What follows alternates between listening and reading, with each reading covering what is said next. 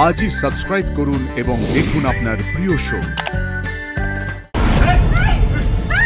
এখানে কেউ আসার আগেই খেল খতম। সর, আমাকে যেতে দাও। আরশি, তোকে এখন আমরা কোথাও যেতে দিতে পারি না। তোর আজকে যদি কিছু একটা হয়ে যেত, সাক্ষ্যকে আমরা কি জবাব দিতাম বলতো? আচ্ছা আশিমা, তুই তো সাক্ষ্যজিতের কাছে গিয়েছিলি, তা সে কি বলল? মানে ও কিছু করতে পারলো না? তার তো অনেক ক্ষমতা, সে তো চাইলেই আমাদের এই বিপদ থেকে উদ্ধার করতে পারে। সাক্ষ্যকে সবার মধ্যে জড়ানোর কোনো দরকার নেই। কেন দরকার নেই? সাক্ষ্যজিৎ, আমি বাংলা সিনেমার কেউ নই নাকি আমার লড়াই করার ক্ষমতা নেই? তোমার ছবি দেখেই তো আমাদের সংসার চলেছে বাবা। তুমি আমাদের দেবতা বাবা। তোমরা একটু বোঝার চেষ্টা করো, সাক্ষ্য এই বিষয়ে কোনো সাহায্য করতে পারবে না। পারবো আমি। আরশি, তোমার গায়ে হাত তুলেছে না ওরা, জিততে তো ওদের কিছুতেই দেবো না। এই লড়াইয়ে আমিও আছি তোমার সাথে। আরে পাপা, এটা কি হয়েছে? বলো আমি ওই টাকি সিনেমা হলের দিকে গেছিলাম, ওখান থেকে আসার সময় দেখলাম যে ওই 4-5 জন ছেলে হাতে ওই জেরিকা নিয়ে ওর ভিতরে ঢুকে গেল, হলের ভিতরে। আমার মনে হয় ওরা কিছু ভুলভাল করতে চলেছে। ওরা আগুন লাগিয়ে দেবে না তো? তাহলে তো লড়াই শুরু হওয়ার আগে ওই লক্ষ্মীকান্ত আগরওয়াল জিতে যাবে। লক্ষ্মীকান্ত জি তো মারাত্মক প্ল্যান করেছে। মারাত্মক প্ল্যান মানে? হলে আগুন লাগিয়ে লস শো করতে পারলেই ওকে ক্ষতিপূরণের পুরো টাকাটা দিতে হবে না, কেউ ওকে চাপ দিতে পারবে না। উল্টে ও ইন্স্যুরেন্স ক্লেম করে লসের পুরো টাকাটা পেয়ে যাবে।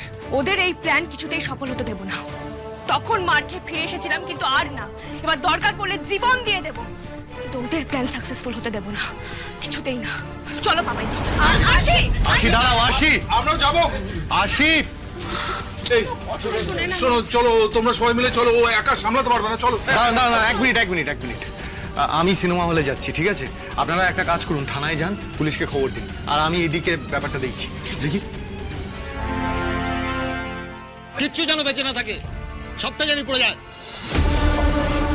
এই, কি করছো তোমরা? বন্ধ করো এসব। ছাড়ো, কি করছো? ছাড়ো। কি করে হলো, হ্যাঁ? কি করে সাহস হলো? কি করতে চালিয়ে দিচ্ছিস? কি করতে চালা?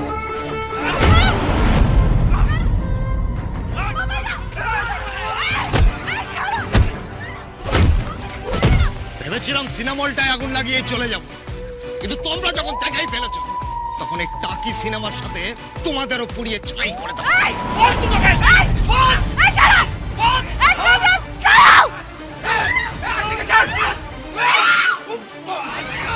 ভালো করে বাপ যাতে পালিয়ে যেতে না পারে।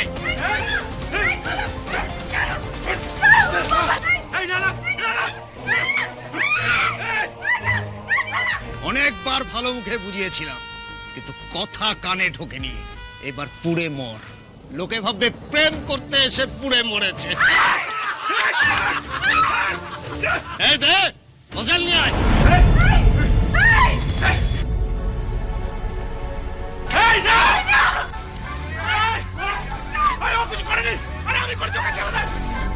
এখানে কেউ আসার আগেই খেল খতম।